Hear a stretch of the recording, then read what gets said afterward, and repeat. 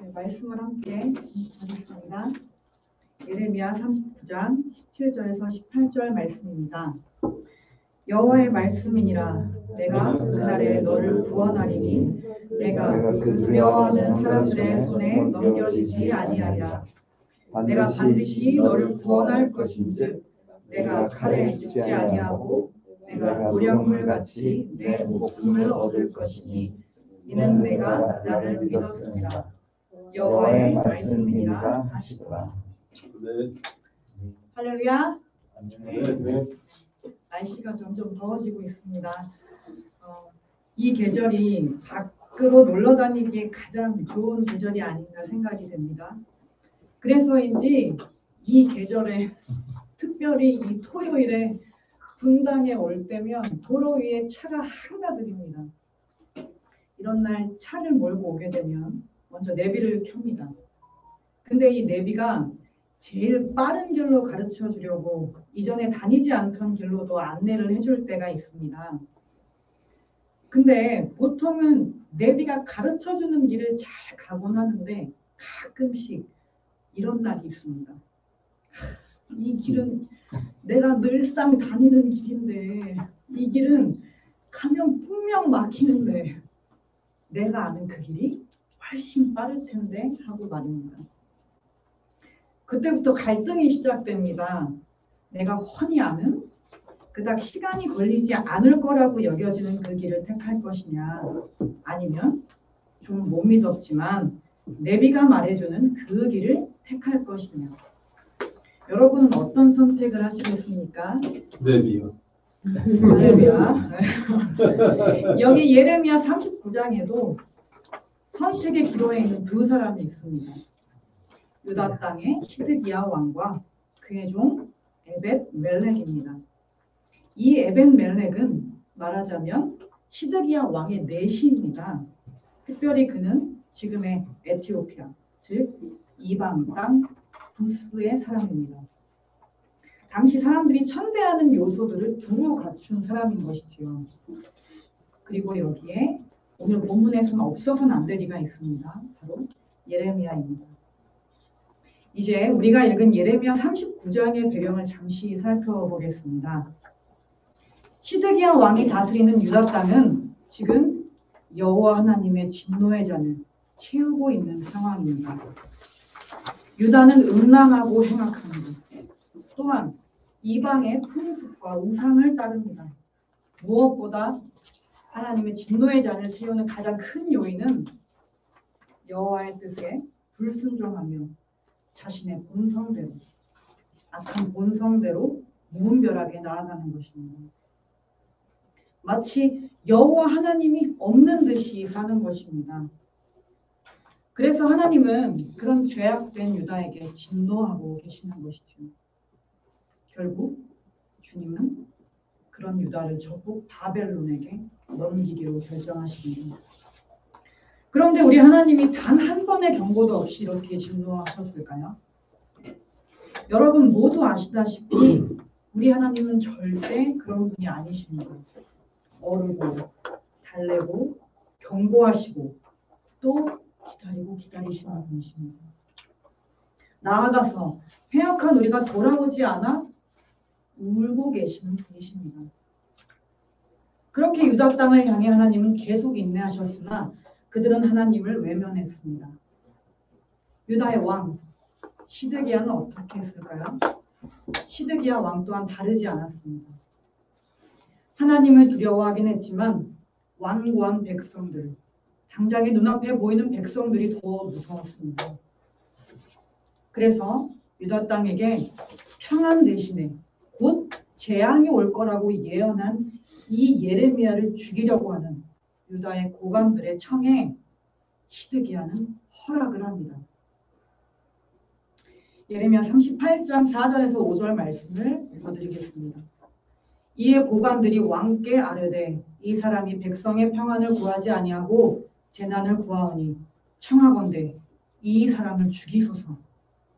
그가 이같이 말하여 이 성의 남은 군사의 손과 모든 백성의 손을 약하게 하나이다. 시드기야 왕이 이르되 그가 너희 손 안에 있느니라.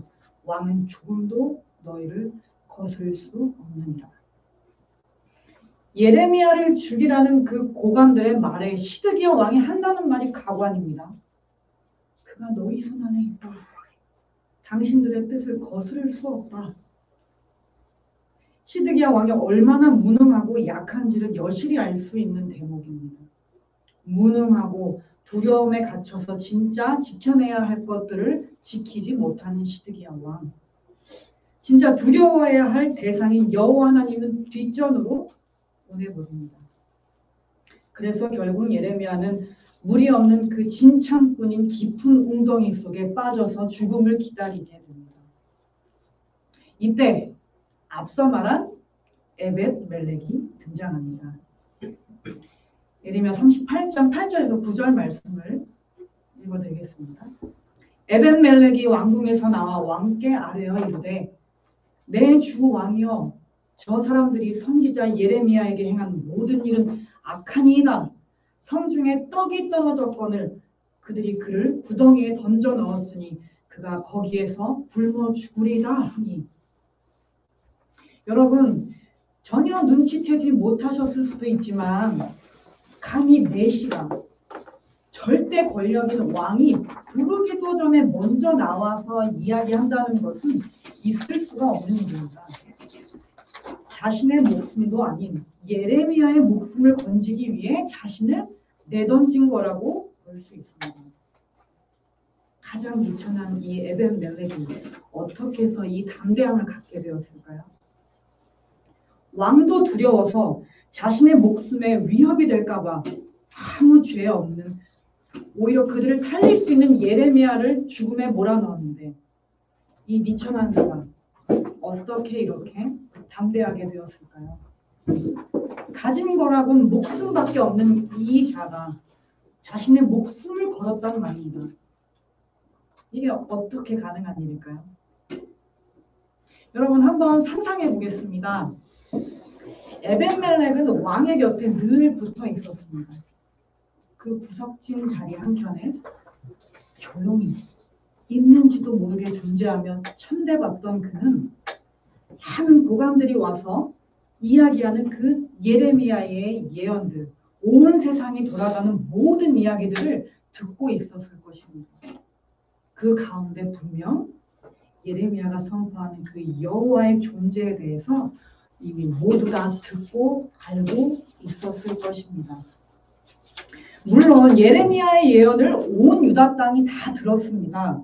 그러나 그들은 자아가 너무 살아서 하나님이 들리지도 보이지도 않았던 것입니다. 혹은 들렸으나 불순종하기로 마음먹었던 것이겠죠. 그러나 이 연약하고 미천한 에벳멜렉은 가장 작은 자이나 여호와 하나님의 존재를 듣고 알아가며 그 안에 진짜 믿고 의지해야 할 분이 여호와뿐임을 알게 된 것이겠죠. 물론 그럼에도 선택에 앞서서 그는 충분히 유다 땅과 같은 선택을 할 수도 있었을 것입니다. 그러나 결국 하나님을 선택합니다. 그래서 떨리지만 그는 왕에게 나아가 예레미야를 구해야 한다고 말하는 것이겠죠. 여러분 모두 아시다시피 믿음이 있다고 해서 목숨을 걸고 행하는 일은 결코 쉬운 일이 아닙니다. 다시 돌아와. 그는 그 깊은 웅덩이에서 예레미야를 건져 올립니다. 이렇게 구출된 예레미야에게 시드기야 왕은 자신과 나라의 미래를 다시 질문합니다. 예레미야는 시드기야 왕이 듣지 않을 것을 이미 알고 있었습니다. 그럼에도 다시 한번 있는 그대로 하나님의 말씀을 전합니다. 예레미야 38장 17절에서 18절 말씀입니다.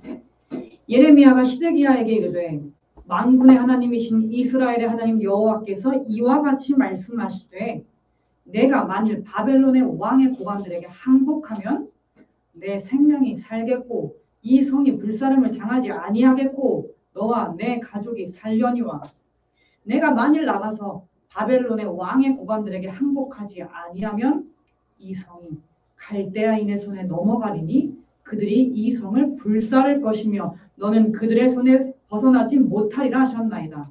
20절을 더해 읽겠습니다. 원하옵나니 내가 왕에게 아뢰마 여호와의 목소리에 순종하소서. 그리하면 왕이 복을 받아 생명을 보존하시리다. 예레미야는 일어날 일과 해결책까지도 말해 주었습니다. 그래서 시드기야는 어떻게 되었을까요? 시드기야는 결국 여호와께로 돌아오라는 그 예레미야의 예언을 듣지 않습니다. 자신의 눈앞 해결책을 선택합니다. 자신의 비뚤어진 안정을 선택합니다. 하나님의 뜻과 정반대를 선택합니다. 그래서 분이 뽑히게 되고 가족들도 죽고 그의 날에는 갈대아인들에 의해 불사름을 당하게 됩니다. 안타깝지만 그야말로 망한 인생을 살게 되는 것이죠. 물론 시드기야 왕의 입장에서 항복하라는 말이 진정 이해가 되지 않았을 것입니다. 그러나 그는 이해 이전에 말씀하신 하나님에 대한 믿음이 없었던 것입니다. 그것이 그에게 잘못된 선택을 하게 했고 결국 처참한 결과를 맞이하게 한 것입니다.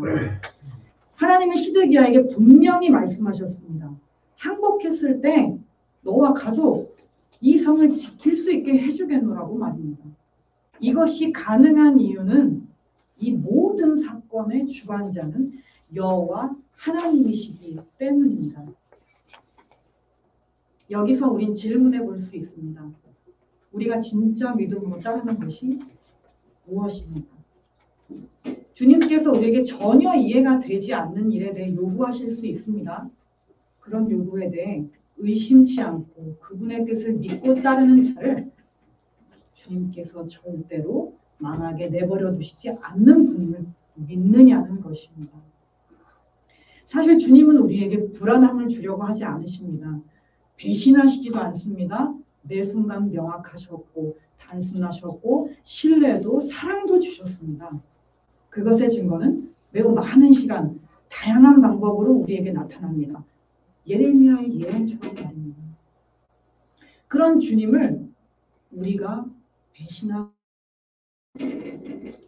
마지막으로 우리가 주목해야 할 진짜 주인공이 남아 있습니다. 바로 목숨을 걸고 하나님을 택한 왕의 종 이방인 비천한 에벳멜렉은 어찌 되었을까요? 다시 한번 읽겠습니다. 여호와의 말씀이니라 내가 그날에 너를 구원하리니 내가 그 두려워하는 사람들의 손에 넘겨지지 아니하리라. 내가 반드시 너를 구원할 것인즉 내가 칼에 죽지 아니하고 내가 노량물같이 내 목숨을 얻을 것이니 이는 내가 나를 믿었습니다. 여호와의 말씀이니라 하시더라. 아멘. 아멘. 그는 살았습니다. 그는 구원받았습니다. 말씀 속에 분명히 말씀하십니다. 여호와 하나님을 믿었기 때문이라고 말입니다. 그는 진짜를 믿었기 때문에 살게 되었습니다. 여러분, 우리는 때때로 두려운 순간을 맞이합니다.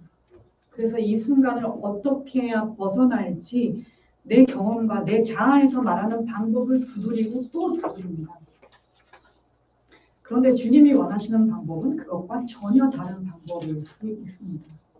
어찌 보면 한참을 돌아가는 것 같을 수 있습니다.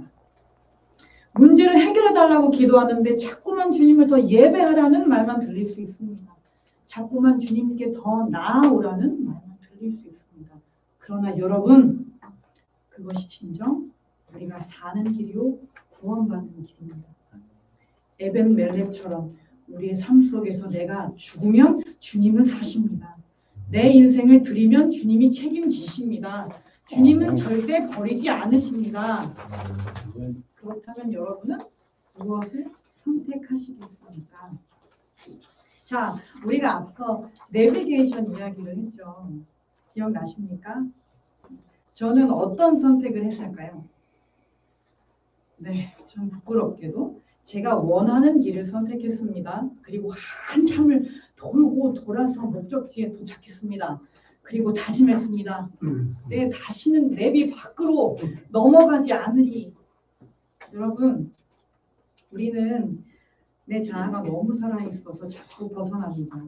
기도도 내가 하고 싶은 대로 하고요. 내가 듣고 싶은 대로 합니다.